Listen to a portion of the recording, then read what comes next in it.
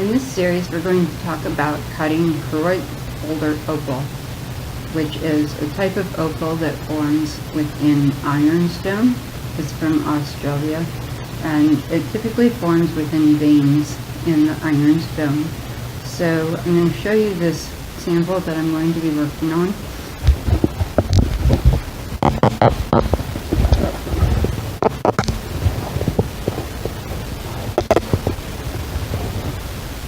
This is one piece of boulder opal, and it has a lot going on in it. It's a fairly large piece.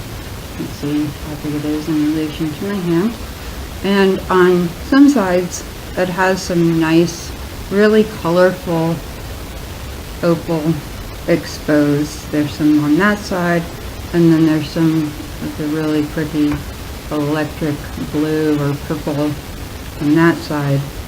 And then in other places, there's the potential, it looks like, for some nice patterns that are really popular in the boulder opal. So I'm going to cut this piece down and work on some of the different ways that you can expose the boulder opal. And the first way is you can take a section like this where you have the opal exposed and you want to expose it and get the nice flash. So when I look at this and I kind of turn it, I can see that there's a lot of color in this opal and there is a lot of flash, but if you just look at this from what you can see in the camera, you probably notice that you don't see much color or flash in that opal. And the reason for that is that the flash is actually underneath some white opal or clear opal. So one of the things that we'll need to do is work down to expose that.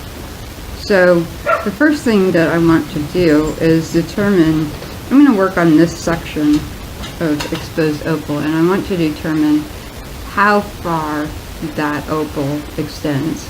So I'm going to be doing this with a Dremel, and that's mostly because I want to be able to fine tune what I'm doing and take this down at a relatively slow and controlled pace. So I have a series of tools. I have some diamond burrs or diamond bits. I have different shapes of those, and you can get these in different grits. I have a link provided for that later at the end of the video, so you can check that out.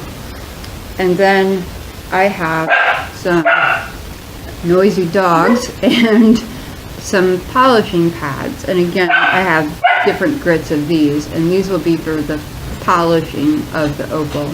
So they start at a grit of 325 and go to a grit of 3000, and we'll be working with those in another episode when we get down to it.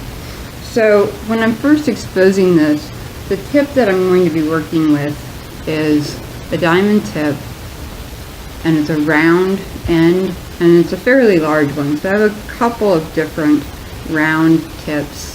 Of this one, let's see that, and this one, but they're all different sizes. And right now when I'm doing the initial cutting and exposing, I'm going to work with this larger tip. And what I'm going to do is I just want to see how extensive this color section is.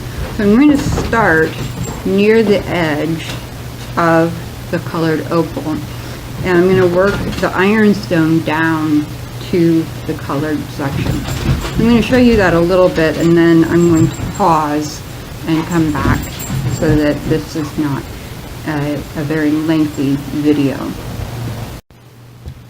So as I do this, I want to keep the area wet and clean so I can see where the opal is. And I'm just going to slowly work it down. So I'm going to set the Dremel at a slower speed, about 3,000 to 4,000 RPMs. So I can work that down carefully and try to expose that.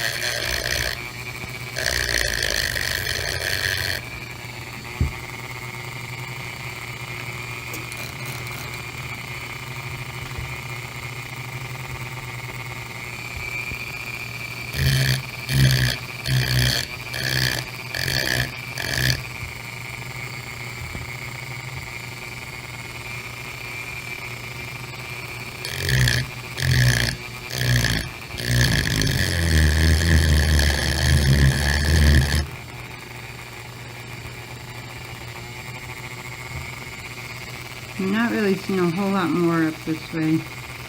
Kind of feel like I'm right along that fracture, or maybe I've crossed it. I'm going to try to expose, take this ironstone off of the opal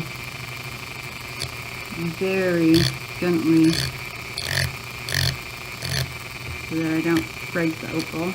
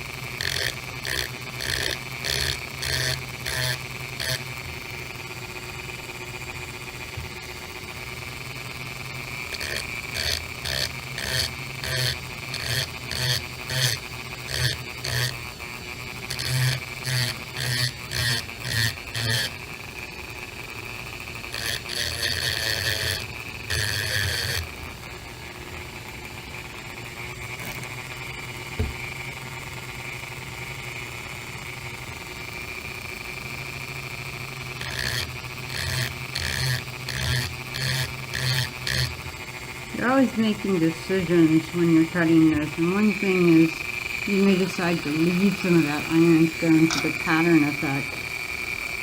For this one, I think I want to remove it.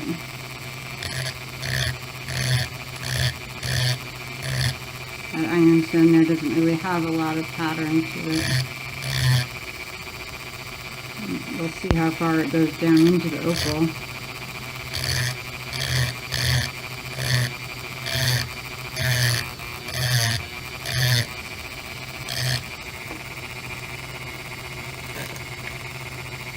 Starting to get it.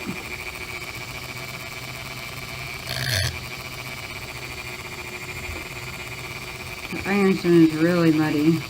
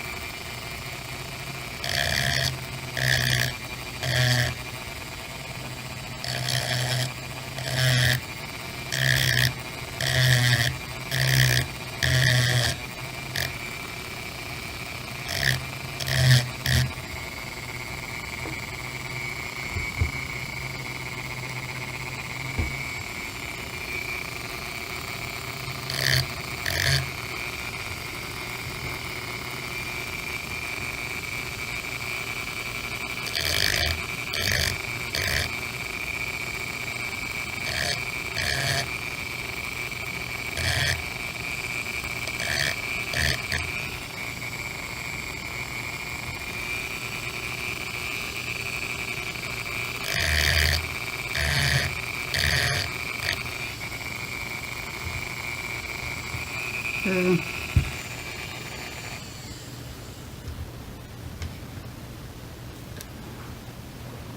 I just about got that spot of ironstone, and I'm going to go ahead and work on the rest of this and get it exposed. So I've worked this area down quite a bit, and there's still a couple spots there and there where there's ironstone within the opal, and I'm not convinced entirely that I will actually get down through the ironstone. It looks like they may be separate sections of opal. So eventually this would need to be removed from the overall rock, but I'm not going to do that yet. I kind of like to see what's going on with the whole thing before I take it out. But what I want to point out is, hopefully you can see it in here, there's that really nice flash in the opal, but up here not so much. And this is the area where that white opal is still on top of it. So in the next episode I'm going to work this down and try to expose the flash some more within that area, and then I might be able to figure out more about what's going on around that.